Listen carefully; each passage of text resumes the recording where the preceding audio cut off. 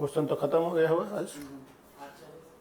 अच्छा आज नहीं, अब मिलेगा कल परसों। कल ही दिन कब आएगा, परसों शाम में आते हैं, फिर टाइप होने में दिक्कत है।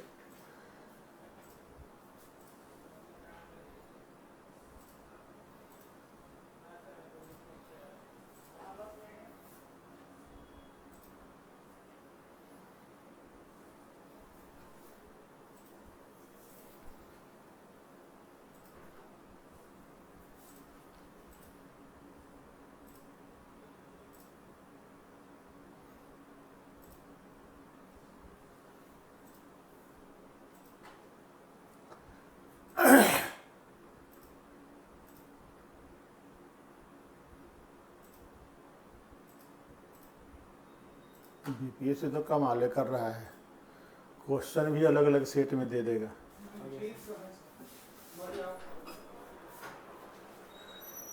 गुड मॉर्निंग स्टूडेंट्स, आज हम लोगों का 23वां, भारती गुड मॉर्निंग, अभिषेक गुड मॉर्निंग, 23वां सेट है। यानी अभी तक 110 क्वेश्चन कर चुके हैं। आज हम लोग 115 पूरा करेंगे। Rajni good morning. आज अब शुरू करते हैं क्वेश्चन। आज कौन कौन सा 5 क्वेश्चन रखा गया है। पहला जो क्वेश्चन है वो ये है कि हमने ब्रिटिश मॉडल पर आधारित संसदीय लोकतंत्र को अपनाया है। संसदीय लोकतंत्र ही है, ब्रिटिश मॉडल से ही लिया गया है और अंग्रेजी शासन के दौरान इसी मॉडल को भारत में अप्लाई भी किया गया था, है ना। किंतु हमारा मॉडल उस मॉडल से भिन्न है। क्या भिन्नता है?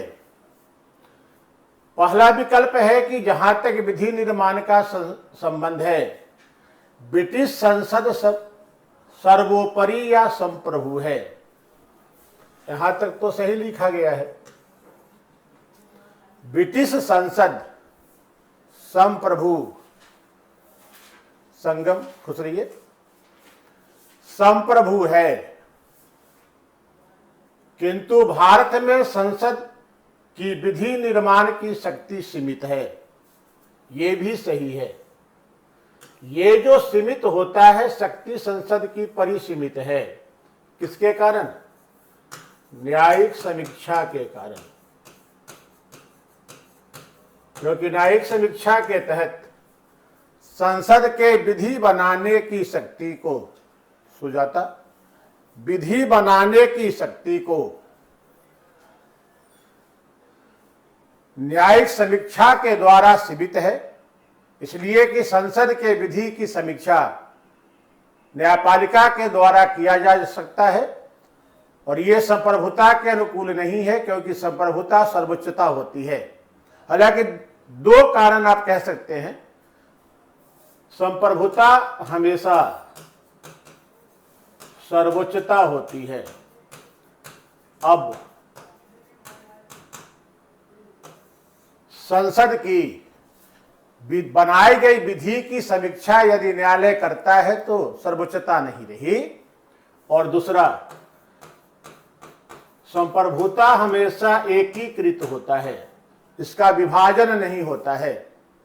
और भारत में विधि निर्माण करने का अधिकार राज्य विधानमंडल को भी है।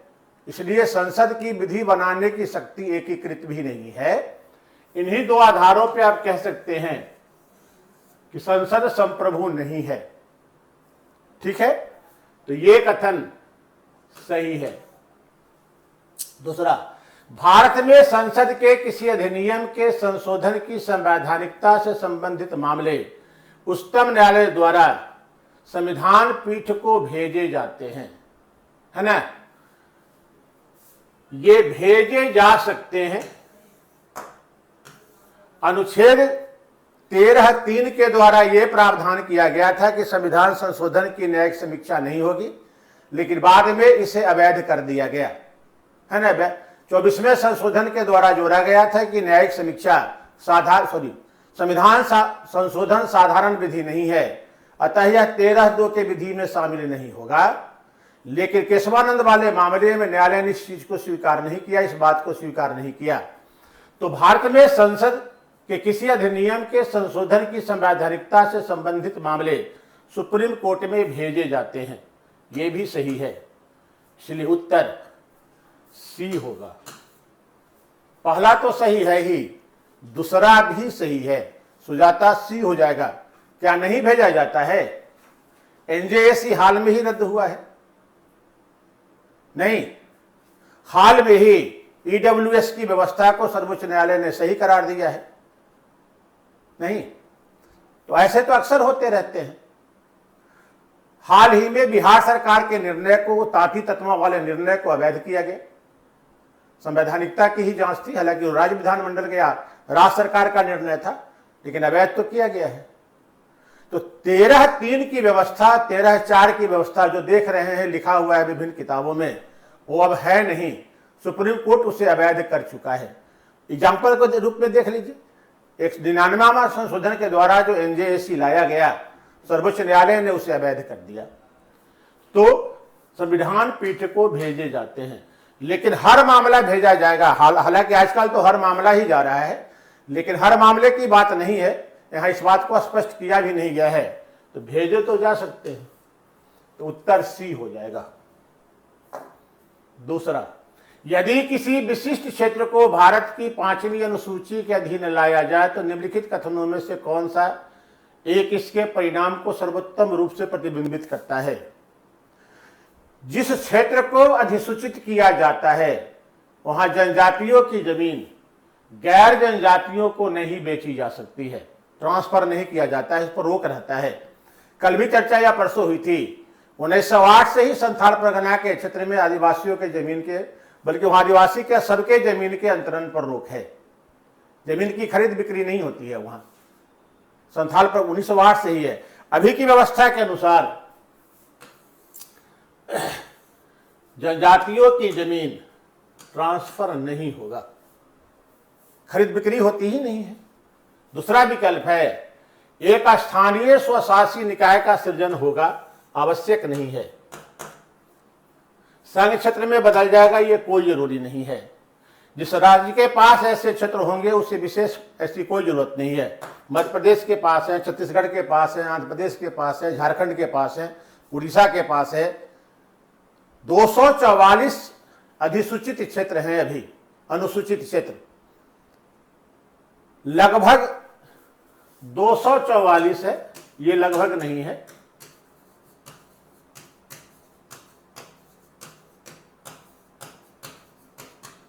लगभग 14% भूमि पूरे देश की अधिसूचित क्षेत्र है। कई राज्य हैं, महाराष्ट्र में भी है।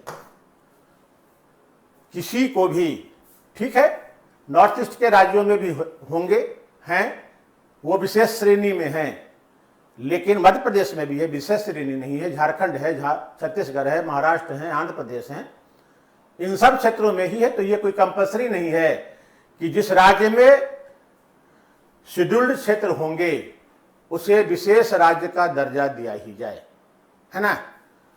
अब संघ क्षेत्र में बदलेगा, कोई संघ क्षेत्र वाला नहीं है। और स्थानीय स्वशासी निकाय का गठन होगा, ये कोई जरूरी नहीं है, ऐसा कोई प्रावधान नहीं है।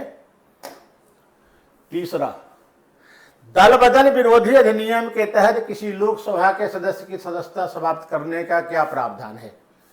क्या प्रावधान होता है? दल बदल अधिनियम के तहत सदस्यता कौन समाप्त करेगा? किसके द्वारा समाप्त होना है? बताइए, ये तो क्वेश्चन बताना चाहिए। कल भी इस पर चर्चा हुई थी। हम लोगों ने तीनों क्वेश्चन को, तीन ही बात है इसमें दल बदल अधिनियम में। एक, सदस्यता समाप्त होने की शर्तें क्या हैं? 4 शर्त पढ़ चुके हैं हम लोग। दूसरा, सदस्यता समाप्त न होने की शर्त क्या है? वो भी 4 है। उस पर कल हम लोग डिस्कशन किए थे। इसके पहले डिस्कशन हुआ था जिसमें सदस्यता समाप्त होने की शर्त पर बात हुई थी। सदस्यता समाप्त करेगा कौन, इस पर आज बात कर लेते हैं, जिससे कि दल बदल समाप्त हो जाएगा, है ना।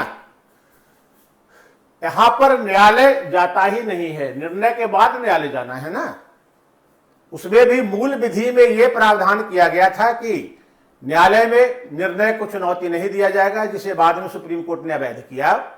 तो जो निर्णय होता है उसमें बाद में निर्णय होने के बाद न्यायालय में चुनौती दिया जा सकता है, पहले नहीं दिया जाता है।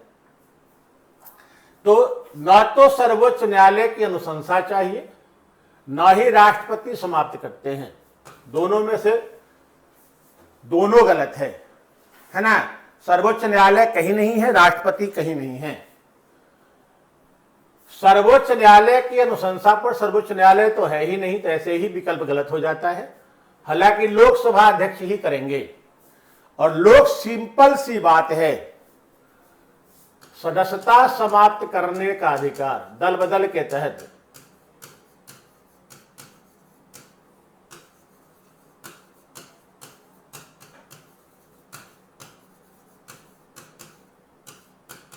सदन के सभापति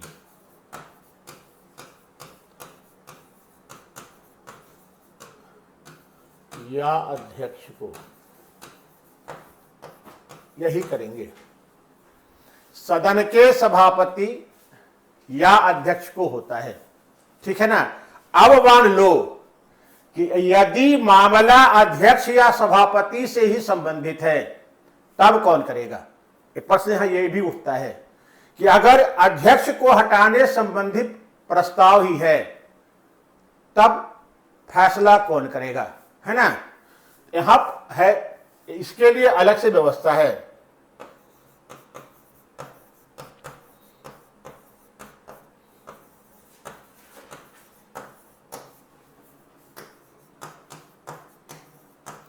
सभापति से संबंधित है,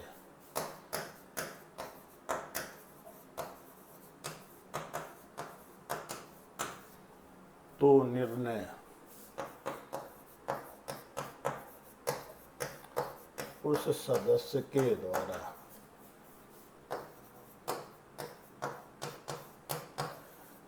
किया जाएगा जिसे सदन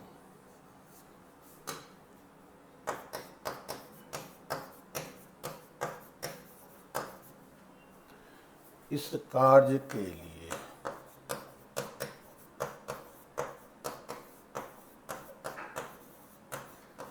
अधिकृत करेगा। यहां अधिकृत करने का अधिकार राष्ट्रपति को नहीं है, यहां अधिकृत करने का अधिकार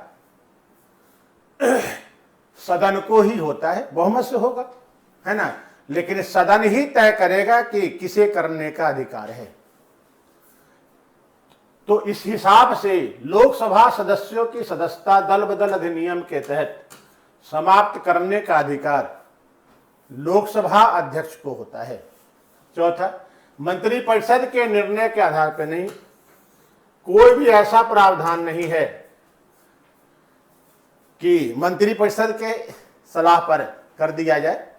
मंत्रिपरिषद की सलाह पर केवल सदन की बैठक आहूत की जाती है, वो भी राष्ट्रपति करते हैं, लोकसभा अध्यक्ष तो करते भी नहीं है, ठीक है।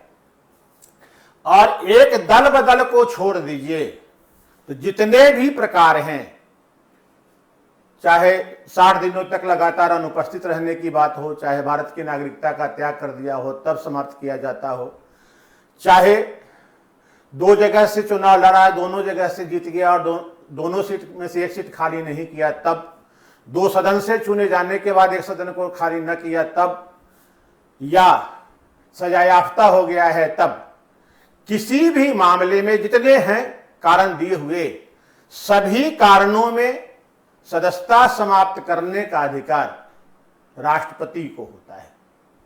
केवल दल बदल अधिनियम के तहत ही सदन का सभापति या अध्यक्ष सदस्यता समाप्त कर सकता है ना। जैसे वो राहुल गांधी का समाप्त हुआ था ना 2 साल पहले, तो उस समय अध्यक्ष को टारगेट किया जा रहा था कि अध्यक्ष ने बेईमानी कर लिया, ये किया वो किया, जबकि बेचारे अध्यक्ष उसमें थे ही नहीं। तो राष्ट्रपति के द्वारा किया जाना होता है।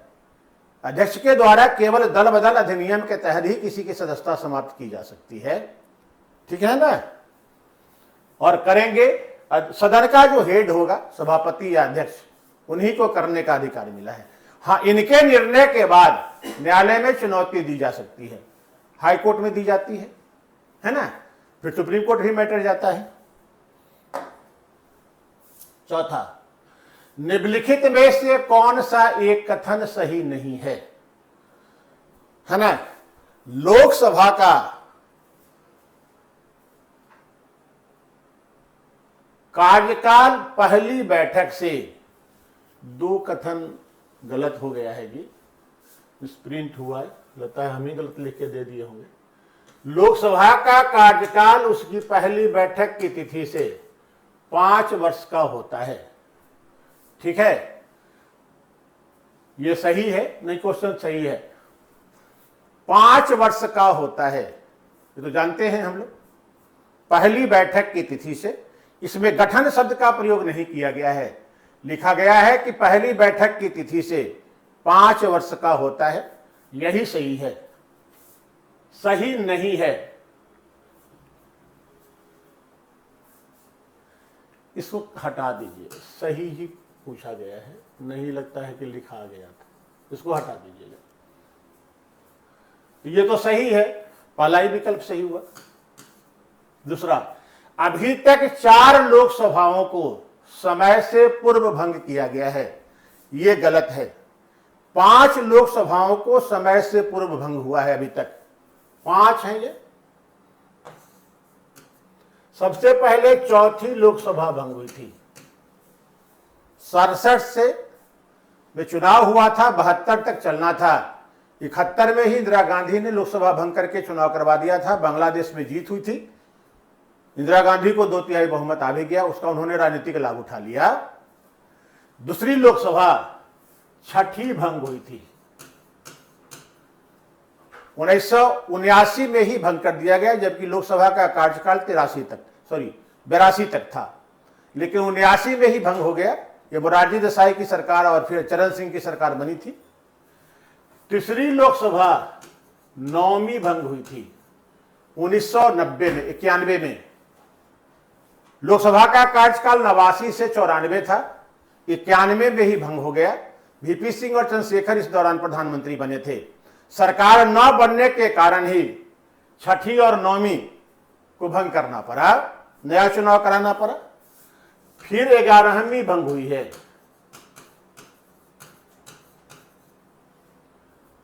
96 में बनी और 98 में ही भंग हो गया, है ना। और 5वीं 12वीं भंग हुई है। 98 में चुनाव हुआ, 99 में ही भंग हो गया, इसलिए 12वीं सबसे छोटी लोकसभा रही है।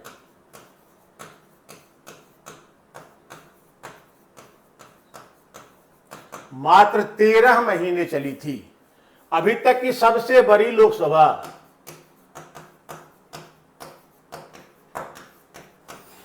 5वीं रही है।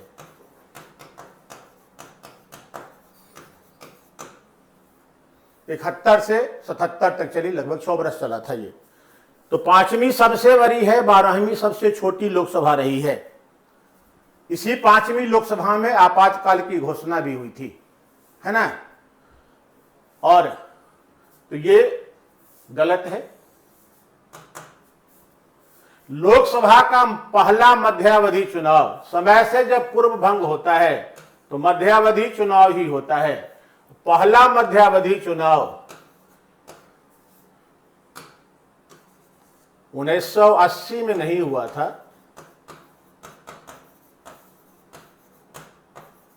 जब इस लोकसभा को ही भंग किया गया था। तो ये चला है 1967 से 71 में चुनाव करा दिया गया। तो पहला मध्यावधि चुनाव 1971 में हुआ था, इसलिए ये कथन भी गलत है। छठी रहा है 1977-79,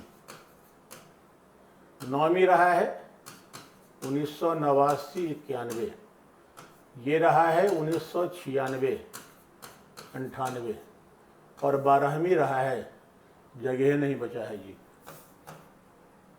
1998-99। इसी 5 लोकसभा को समय से पहले भंग किया गया था। 4 गलत हो जाता है। लोकसभा का अध्यक्ष पहला नहीं है। लोकसभा का अध्यक्ष लोकसभा का नेता होता है। लोकसभा का नेता कौन होता है? प्रधानमंत्री होता है, जो बहुमत दल का नेता भी होता है।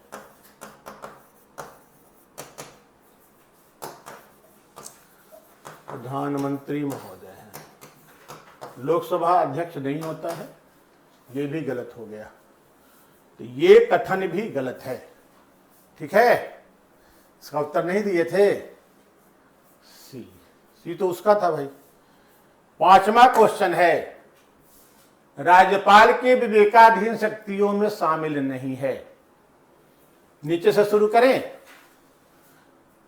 राजविधि के विरुद्ध किए गए अपराध के लिए दोष सिद्ध व्यक्ति को क्षमादान करना। कितना आर्टिकल है? यानी क्षमादान 161 है जी। क्षमादान, क्षमादान की जो शक्ति है मंत्री परिषद की सलाह पर ही है। स्व विवेक में नहीं आएगा, विवेकाधीन शक्ति नहीं है ये। मंत्री परिषद की सलाह पर राष्ट्रपति भी क्षमादान करते हैं, राज्यपाल भी करते हैं। दोनों इसी आधार पे करते हैं। विधानमंडल द्वारा पारित किसी विधेयक को राष्ट्रपति के लिए आरक्षित करना, अनुच्छेद 200, ये तो इनकी विवेकाधीन शक्ति है। किस प्रकार के विधेयक? वैसा विधेयक जिससे उच्च न्यायालय की शक्ति प्रभावित होती है, उसका आरक्षण राष्ट्रपति के लिए करना राज्यपाल के लिए बाध्यकारी है। वैसे राज्यपाल चाहे तो राज्य विधानमंडल द्वारा पारित किसी भी विधेयक को लोक राष्ट्रपति के लिए आरक्षित कर सकता है, जिसमें धन विधेयक भी शामिल होगा, है ना, अनुच्छेद 200 के तहत। किसी अध्यादेश को जारी करने से पूर्व राष्ट्रपति से अनुमति मांगना, यह भी है अनुच्छेद 201। अध्यादेश जारी, चूंकि अध्यादेश से विधि का निर्माण ही होता है, वैसी स्थिति में किसी अध्यादेश को जारी करने से पहले लाया जाता है, वो राष्ट्रपति से अनुमति मांग सकता है। अनुमति मिलने के बाद ही, क्योंकि हो सकता है कि जो अध्यादेश लाया गया है अनुच्छेद 200 से ही संबंधित हो, तो वैसी स्थिति में ये रखना अनिवार्य हो जाता है। जब 200 आ गया तो 201 को लाना जरूरी हो गया। और अनुच्छेद 356 राज्य में लागू करने के लिए किसी मंत्री परिषद की सलाह की आवश्यकता नहीं होती है। विवेकाधिकार कहते किसे हैं? अपने मन से निर्णय लेना विवेकाधिकार, ये तो सामान्य परिभाषा है। पॉलिटी के अनुसार राज्यपाल या राष्ट्रपति द्वारा किया जाने वाला वैसा कार्य जिसमें उसके पास मंत्री परिषद की सलाह नहीं होती है, वही उसका विवेकाधिकार कहलाता है। जो भी कार्य हैं उसमें मंत्री परिषद सलाह नहीं देगी। 356 की जब अनुशंसा की जाती है और राज्य में अनुच्छेद 356 लगता है, तो सबसे पहला काम होता है कि राज्य सरकार को बर्खास्त कर दिया जाता है। तो कोई भी सरकार अपने ही बर्खास्तगी के लिए अनुशंसा तो नहीं करेगी राज्यपाल को, इसलिए राज्यपाल का ये भी विवेकाधिकार है। तो ये 3 विवेकाधिकार हैं, नहीं 200, 201 और 356। ये विवेकाधिकार नहीं है 161, ये विवेकाधिकार के तहत नहीं आता है। बल्कि इसको याद करने का यही तरीका है कि इस 3 काम को छोड़कर सारे कार्य राज्यपाल मंत्री परिषद की सलाह पर ही करता है ना। हालांकि कुछ अन्य भी बातें हैं इसमें, लेकिन वो व्यावहारिकता से संबंधित है। जैसे त्रिशंकु विधानसभा की स्थिति में सरकार बनाना, मुख्यमंत्री लोग विधानसभा में बहुमत खो चुका है तो उसकी सलाह मानना न मानना, है ना। सरकार के प्रशासन एवं विधान संबंधी निर्णय की सूचना राष्ट्रपति से मांगना, मुख्यमंत्री से मांगना, ये सब भी इसके विवेकाधीन शक्तियों में आते हैं। लेकिन ऐसा कहा नहीं गया है। यही कहा गया है 3। इसलिए अनुच्छेद 163 में जो राज्य मंत्रिपरिषद का प्रावधान है उसमें कहा गया है कि राज्यपाल अपनी विवेकाधीन शक्तियों को छोड़कर मंत्रिपरिषद की सलाह के अनुसार कार्य करेगा, है ना। तो इतनी बातें हैं। डी, अब थोड़ा रिवाइज कर लेते हैं। ब्रिटिश मॉडल पर आधारित संसदीय व्यवस्था है, लेकिन अंतर है। विधि निर्माण, ब्रिटिश संसद सर्वोपरि है विधि निर्माण के संबंध में, जबकि भारत की संसद के विधि निर्माण की शक्ति परिसीमित है, क्योंकि न्यायालय को जुडिशियल रिव्यू का अधिकार प्राप्त है। यह कथन सही है। भारत में संसद के किसी अधिनियम के संशोधन की संवैधानिकता से संबंधित मामले उच्चतम न्यायालय द्वारा संविधान पीठ को भेजे जाते हैं। यह भी सही है। दोनों कथन सही है, इसलिए उत्तर यही होगा। 1 और 2 दोनों सही है। ठीक है। दूसरा, यदि किसी क्षेत्र को अनुसूचित क्षेत्र घोषित किया जाता है, तब वहां पर आदिवासियों की जमीन, जनजातियों की जमीन गैर जनजातियों को नहीं बेची जा सकती है, नहीं ट्रांसफर की जा सकती है। ये तत्काल प्रभाव पड़ता है ना। स्थानीय स्वशासी क्षेत्र निकाय बनेगा, कोई जरूरी नहीं है। संघ क्षेत्र में नहीं बदला जाता है, किसी को तो न बदला गया है। और विशेष कोटि के राज्य का दर्जा भी नहीं दिया जाता है। दल बदल अधिनियम के तहत सदस्य की सदस्यता समाप्त करने का अधिकार सदन के सभापति या अध्यक्ष को होता है। वही सदस्यता समाप्त कर सकता है। लोकसभा के संदर्भ में लोकसभा अध्यक्ष, राज्यसभा के संदर्भ में राज्यसभा का सभापति। ठीक यही स्थिति राज्यों में विधानसभा और विधान परिषद की होती है। इसके एक दल बदल को छोड़ दीजिए, चाहे जितने प्रकार से सदस्यता समाप्त होती है, वो समाप्त करने का अधिकार राष्ट्रपति को होता है। और ऐसा राष्ट्रपति निर्वाचन आयोग की सलाह पर करता है ना। चौथा, लोकसभा का कार्यकाल उसकी पहली बैठक की तिथि से 5 वर्ष का होता है। यह सही है। अभी तक 5 लोकसभाओं को समय से पूर्व भंग किया गया है। 4वीं, 6वीं, 9वीं, 11वीं और 12वीं। लोकसभा का पहला मध्यावधि चुनाव 1971 में हुआ था, जब 4थी लोकसभा को उसके समय से पहले भंग किया गया, है ना। यानी 5वीं लोकसभा का जो चुनाव था वो मध्यावधि चुनाव था। 7वीं का भी मध्यावधि था, 10वीं का भी था, 12वीं मध्यावधि चुनाव से ही बनी थी और समय से पहले भी भंग हो गई। 13वीं का चुनाव भी मध्यावधि ही था, है ना, मिड टर्म पोल था वो। और अंतिम, राज्यपाल की विवेकाधीन शक्तियां 3 हैं। राज्य विधानमंडल द्वारा पारित किसी विधेयक को राष्ट्रपति के लिए आरक्षित करना। दूसरा, किसी अध्यादेश को जारी करने से पहले राष्ट्रपति से अनुमति मांगना। और तीसरा, राज्य में अनुच्छेद 356 लागू करने की अनुशंसा राष्ट्रपति से करना। ये 3 विवेकाधीन शक्तियां हैं, कुछ व्यवहारिक रूप से उत्पन्न होती हैं। इसके बाद वही है, देख लीजिए। पूछताछ करनी हो, ये नंबर है, इस पर पूछताछ कीजिएगा। अगर लेना है, विकल्प आपके सामने है ना। तो आज तक के लिए इतना ही है। फिर मंडे को मिलते हैं। कल तो सैटरडे संडे, कल परसों है। मंडे को मिलते हैं और फिर 5 क्वेश्चन डिस्कस करेंगे। क्वेश्चन इसी तरीके से थोड़ा एनालिटिकल टाइप का ही रहेगा। ठीक है। तो आज तक के लिए इतना ही। धन्यवाद।